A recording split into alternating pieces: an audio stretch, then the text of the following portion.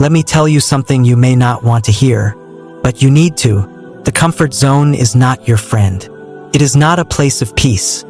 It's a place of quiet destruction. It's where dreams go to rot slowly, without making a sound.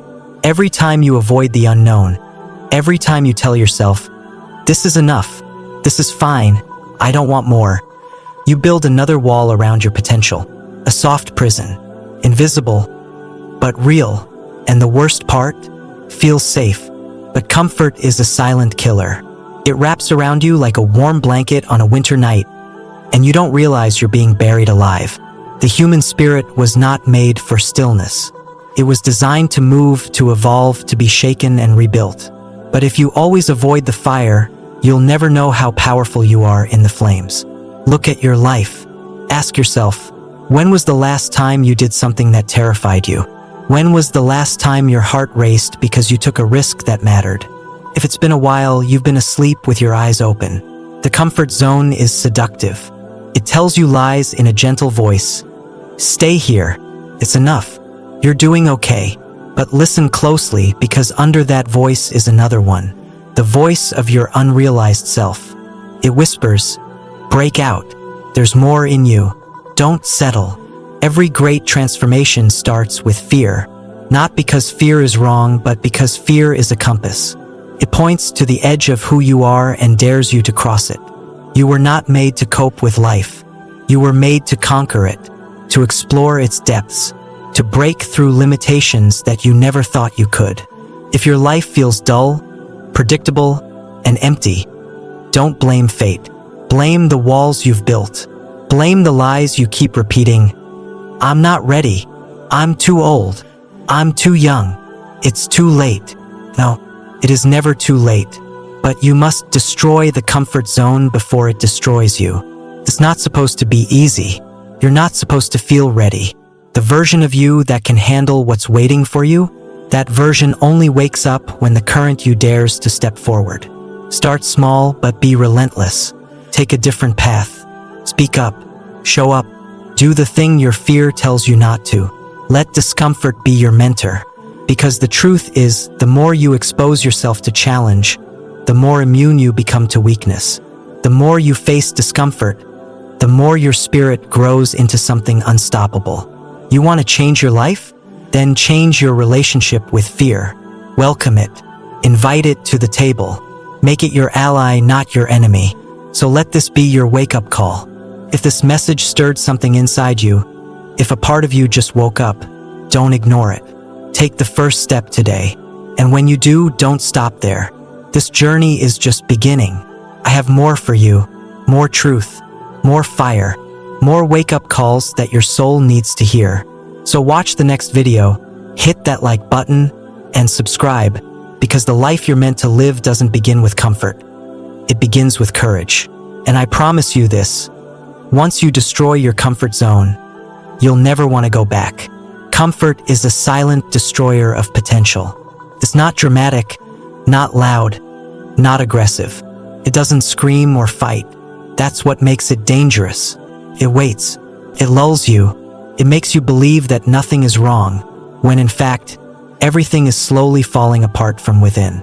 You sit in it for too long, and something in you begins to wither. Not your body, but your hunger, your curiosity, your fire. At first, comfort feels like peace. It feels like rest after a long struggle, like a reward. You tell yourself, I've done enough. I deserve to take it easy. And maybe for a moment that's true. But comfort doesn't know how to stop. What should be a short pause turns into a long stagnation. You begin to build routines around comfort. You avoid risk. You avoid change. You avoid anything that might shake the stillness. But the stillness, while quiet on the outside, begins to make noise on the inside. You stop dreaming big. You stop asking questions. You begin to settle, not because you've reached your potential, but because it's easier not to stretch. The goals you once had, the person you once imagined becoming, they start to fade into a background thought, something you might return to someday, a day that never comes. Comfort doesn't kill potential with a sword. It smothers it with softness. It doesn't take your dreams from you. It just convinces you to forget about them. Over time, the damage becomes visible. You wake up one day and feel unmotivated. Not just tired, empty. You can't explain why. Nothing is wrong, and yet something doesn't feel right. That's what comfort does. It drains the meaning from your life without ever asking your permission. Convinces you that avoiding pain is the goal of life. But the truth is, without effort, without struggle, without discomfort, there is no growth. There is no strength. There is no becoming. Comfort gives you safety, but it also robs you of urgency. And without urgency, you stop moving. You stop evolving. You become trapped in a cycle of shallow pleasure and deep dissatisfaction. You laugh at the same things, talk to the same people, repeat the same excuses. Days blur into weeks, weeks into months, and nothing changes because you're no longer chasing change. You're chasing ease. You're chasing predictability. And in doing so, you abandon the part of you that was born to break limits. There's a voice inside every person that calls them to more. It's the voice that shows up in the quiet moments, when you're alone with your thoughts, asking, "Is this really all there is?" That voice gets quieter the longer you stay in comfort. Eventually, if you don't act, it stops speaking altogether. That's when people start saying things like, "It's too late for me," or "I missed my chance." But the truth is, most of them didn't miss anything, they just didn't move. The tragedy of comfort is that it feels right while pulling you further from your purpose. It creates a shell around you, convincing you that you're safe, while slowly disconnecting you from your highest self. The longer you remain in it, the more you fear what's outside of it. And that fear grows not because the outside world becomes scarier, but because you become smaller within yourself. Comfort makes you forget who you could have been. It convinces you to trade your potential for pleasure, your goals for convenience, and your time for routine. You're not tired because you've worked too hard. You're tired because your soul is bored. You're not stuck because there are no options. You're stuck because comfort has told you that movement is too risky. So you sit, and in that sitting, you slowly become a version of yourself you don't recognize. Fear is not your enemy. It is your compass. Most people believe fear is a signal to stop, a red light warning them of danger. But the truth is, fear often appears right before transformation. It shows up when you're standing at the edge of the known world, looking into the unknown. Not because something terrible is about to happen, but because something meaningful is. Fear is the body's response to stepping into unfamiliar territory. And in that unfamiliarity lies growth. When you feel fear, it means you're about to cross into something bigger than yourself. Something that will stretch you. But because most of us were trained to retreat from discomfort, we misread fear as a final barrier when it's actually a doorway. It's the resistance you feel before you make a bold decision. It's the racing heart before you speak your truth, before you try something new, before you dare to be seen. That fear, that trembling moment, it's not weakness. It's energy. It's life telling you, this matters. Fear is a compass because it always points you to what you care about. If you were numb, if nothing mattered to you, you wouldn't feel fear at all. But because you do care, because part of you longs to grow, to create, to live fully, you feel it. You feel the tremble, the hesitation, the doubt. And that is sacred. Fear reveals your edge, your boundary, and your next frontier. It shows you the line between who you are now and who you could become. People spend their lives avoiding fear, trying to stay in situations where they never have to feel uncertain, never have to be wrong, never have to fall. But by avoiding fear, they avoid growth. You cannot expand without fear. Every meaningful leap in life, whether it's changing careers, leaving what's familiar, speaking up, or chasing a dream, comes with fear. Not because you're on the wrong path, but because you're finally on a path that matters. Growth is uncomfortable. It demands risk. It requires that you leave behind the safety of the old version of yourself to reach for the new. And that transition is always marked by fear. But the fear you feel at the start of something is not a stop sign. It's a signpost. It's the signal that you're heading in the right direction. If you wait for all fear to disappear before you act, you'll be waiting your entire life. The only way to quiet fear is to face it, move through it, and show yourself that you're capable of more than you think. Fear doesn't mean you're weak. It means you're alive. It means you are standing in front of something that matters deeply to you, something that challenges the old you. And that is the most important place to be. That is the threshold of real change.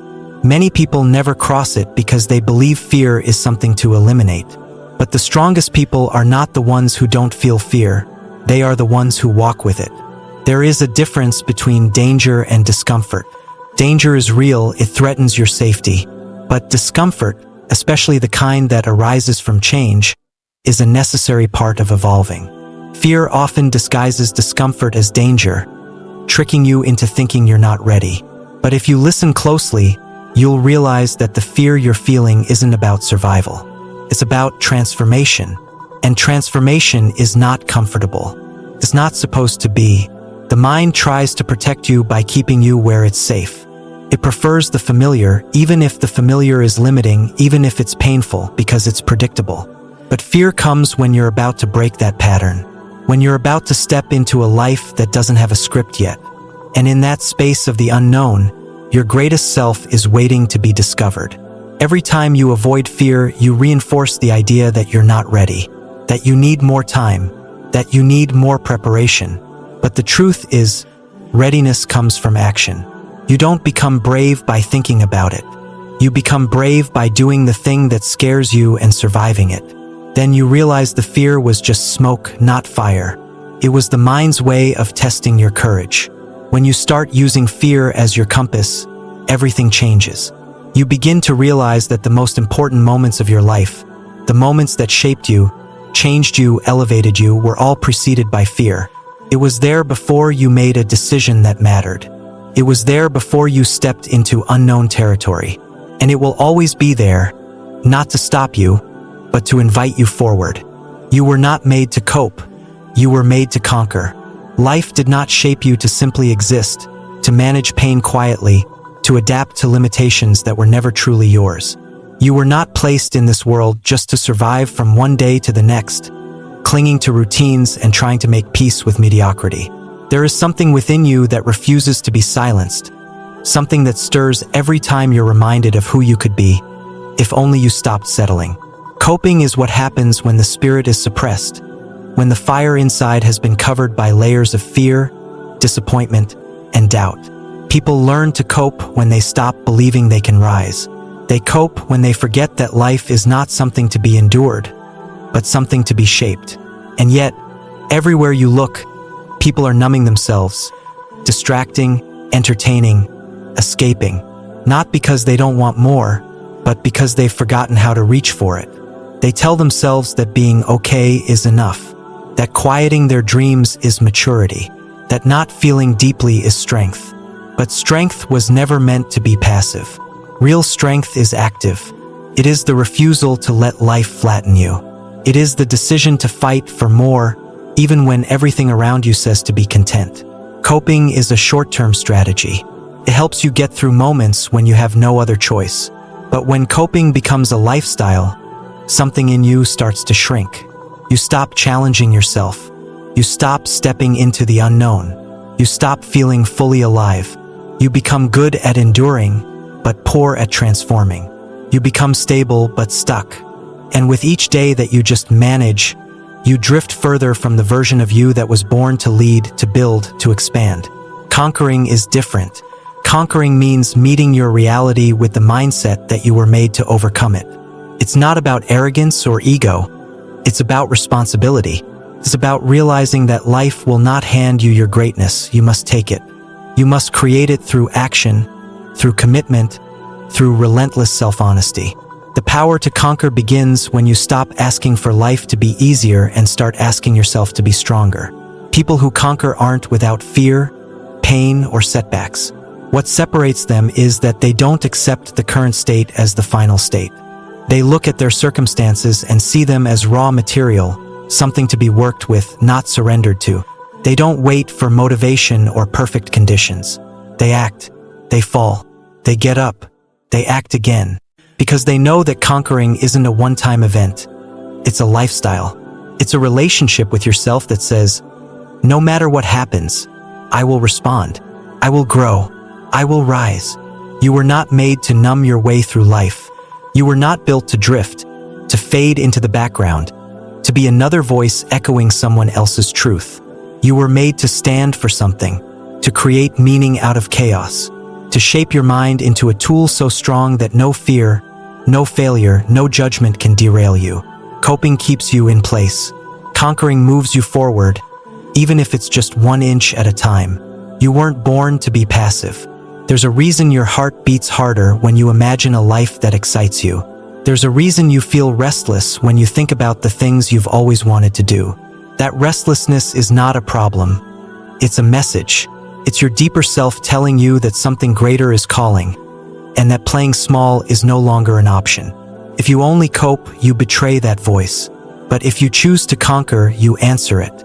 There will always be struggle, pressure, and setbacks. That's not a mistake. That's the environment where conquerors are shaped. Every challenge you face is a mirror. It shows you who you are and who you have the power to become. When you meet adversity with passivity, you begin to lose pieces of yourself. But when you meet it with purpose, with intensity, with conviction, you begin to reclaim your power. You were not made to adapt to a life of compromise. You were made to rise from hardship with more wisdom, more strength, more vision. Every time you face something that seems too heavy, too complex, too painful, you are standing at a crossroads. You can cope and carry it, letting it weigh you down for years. Or you can conquer it, break it down, learn from it, and rise above it with clarity and courage. The choice is always yours. Discomfort is your greatest teacher. Embrace it. The lessons that truly shape you, that dig deep into your character and alter the way you see the world, never come wrapped in ease. They arrive through the grind, through the moments you want to quit, through the nights you can't sleep because something inside you is being redefined. Discomfort is not here to punish you. It's here to awaken you. It shows up when the life you've outgrown begins to suffocate your spirit, when your current reality no longer aligns with your deeper potential. Most people avoid discomfort because they mistake it for danger. They interpret struggle as a sign that something is wrong. But discomfort is rarely a sign of harm. It's a sign of transition. You feel it when you're growing, when you're stepping beyond who you've been into who you're meant to become. The body resists.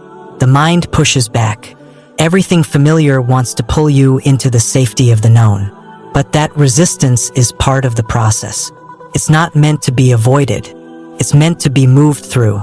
Growth does not come from comfort. Comfort protects what is, but it never builds what could be. It shields you from risk, from effort, from uncertainty, but it also shields you from transformation. Discomfort, on the other hand, is raw. It demands that you pay attention. It strips away illusion. It reveals your patterns, your excuses, your fears. It shows you the places you've neglected and the beliefs that no longer serve you. And in doing so, it offers something that comfort never can: evolution. When you are uncomfortable, you are alive in a way that's hard to fake. You feel everything more intensely: the pressure, the doubt, the hope, the hunger. You are pulled into the present because there's no room for distraction. Every part of you is alert, trying to adapt, trying to overcome.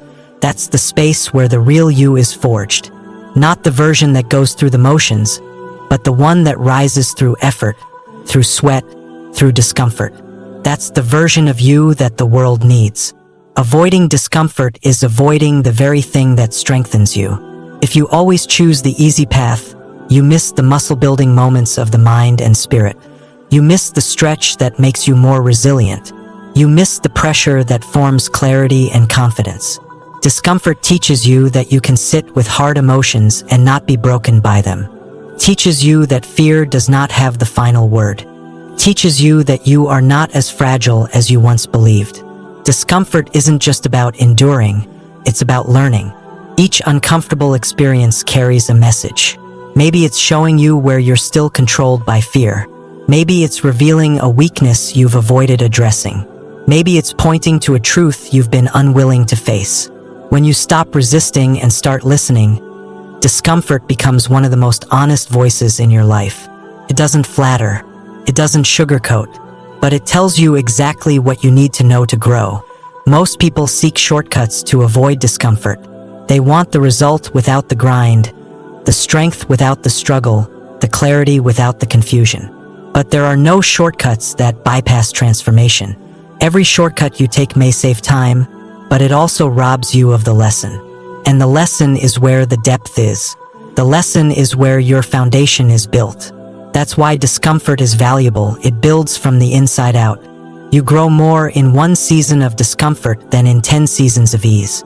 Because in discomfort, you're tested. Your values are tested. Your discipline is tested. Your commitment is tested. And through that testing, you learn what you truly stand for. You stop relying on external validation. You stop hiding behind potential. You start living it. You become more decisive, more focused, more powerful. Not because life gets easier, but because you become harder to shake. When you learn to sit with discomfort, to welcome it as a necessary part of growth, you no longer panic when things get hard. You no longer break when life gets uncertain. Instead, you anchor yourself in the understanding that discomfort is not the end. It is the beginning of something greater. You recognize that everything meaningful you want, purpose, strength, resilience, fulfillment, lives on the other side of discomfort. And the only way to reach it is to walk straight through. Nothing grows in comfort. It may feel good, it may feel safe, but it is not fertile ground. Growth happens where tension lives. It happens in the moments that demand more from you than you've ever given before. It happens when your skills are stretched, when your mindset is challenged, when your beliefs are broken down and rebuilt with truth. Comfort is stillness. Growth is motion. And those two forces rarely exist in the same space. We often chase comfort thinking it will give us peace. But peace is not the absence of pressure, it's the presence of purpose. Comfort lulls you into thinking all is well, even as time slips through your hands. It keeps you in cycles that feel familiar but are slowly draining your spirit. The routine becomes a trap. The predictability becomes a prison. And you wake up one day wondering where the fire went, where the hunger went, where you went. When you stop growing, you stop truly living. You begin to repeat instead of evolve. You start recycling old versions of yourself instead of discovering new ones. There is no freshness in comfort, no new perspective, no expansion, just repetition, safe, quiet, and unchanging. But life was not designed to be static. Pushes, it pulls, it stirs. It places you in uncomfortable situations not to break you, but to build you into something more. And if you listen carefully, you'll notice that the times you felt most alive were not when things were easy. They were when things demanded everything you had. Growth asks for effort. It asks for patience, for persistence, for resilience. It asks you to show up even when you don't feel ready. Pushes you to try again after you've failed. It challenges you to stay present in the pain, to learn from discomfort instead of avoiding it. Growth isn't glamorous. It's gritty. It happens behind the scenes, in the quiet moments when no one is watching, when you choose to rise instead of retreat. It's forged in the days when quitting feels easier than continuing, but you continue anyway. In nature, growth is always accompanied by resistance. A seed must break before it sprouts.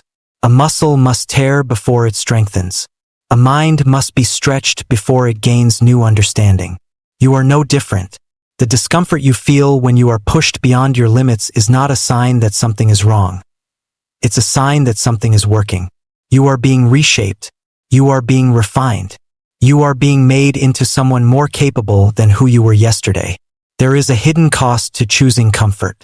The longer you stay within it, the more you convince yourself that challenge is dangerous. You start to believe that failure is a threat instead of a teacher. You begin to fear risk instead of embracing it as the birthplace of opportunity. Comfort builds walls, but growth builds bridges. Bridges that lead you to new skills, new insights, new strength. Every time you step beyond the familiar, you widen your world. The process of growth is rarely linear. It's filled with uncertainty, setbacks, and moments where nothing seems to make sense. But these moments are not meaningless. They are shaping you, molding you into someone who can handle more, lead more, carry more. Growth is not just about achieving something outward, it's about becoming something inward. A stronger version of yourself. A wiser version. A braver one. And none of that happens without stepping into the unknown. You cannot expand while clinging to what's easy. You cannot discover what's possible while holding tightly to what's predictable. At some point, you have to ask yourself what matters more, being comfortable or becoming capable. Because the two will always pull you in opposite directions. Comfort will keep you in place. Growth will move you forward. And the moment you choose growth, you begin to unlock parts of yourself you never knew existed. There is more inside you than you realize. But you will never access it if you always choose what's familiar. You have to be willing to let go of who you were to make room for who you can be. That means letting go of perfection, letting go of fear, letting go of excuses. Growth doesn't require you to be the best. It requires you to show up, to try, to fail, and to keep going. It requires you to step out of what is known and walk into the discomfort of becoming.